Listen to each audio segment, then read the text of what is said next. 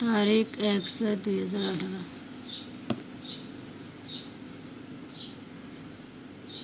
ওই সহিংসতার শিকারগ্রস্ত নারীর শরীরে গায়ে লেগে যায় একটি ভয়াবহ তকমা।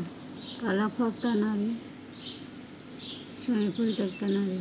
বাংলাদেশের প্রেক্ষাপটে তালাকের শিকার নারী কোনো জায়গায় যেতে পারে না, বেড়াতে যেতে পারে না। ওই নারী নিজেকে অপরাধী মনে করে, চোর মনে করে। যদিও সে কোনো জায়গায় গেলে সকল মানুষ তার সম্পর্কে কৌতূহলী করতে পারে, তার পূর্বে স্বামী সম্পর্কে প্রশ্ন করতে থাকে। সংসার কেন ভেঙে গেল? তালাকের শিকার নারীকে এই নিয়ে করতে তালাকের শিকার নারী এই সমাজে কোনো গুরুত্ব নেই, তাকে সবাই অবহেলা করতে থাকে। মনোযোগ দিয়ে কেউ তার কথা শোনে না, সে পরিবেশের বিষয়বস্তুতে সে পরিণত হয়।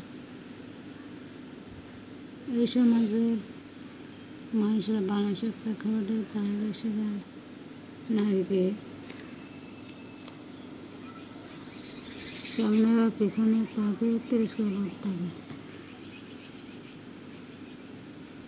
যার স্বামী চলে গেছে বা স্বামী থেকে বিচ্ছিন্ন বা বিচ্ছেদ ঘটে, সে যদি স্বামী থেকে বিচ্ছেদ বা বিচ্ছিন্ন হয়ে যদি স্বামী থেকে পরিত্যক্ত হয়, ওই নারী হয়ে যায় ফিরতে একলা।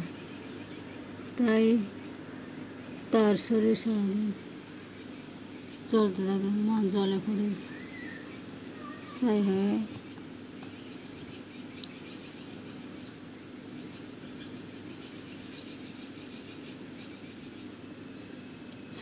যায়, হৃদয় বিদীর্ণ হতে থাকে, তাকে দেখে কষ্টের পর্যন্ত আসে।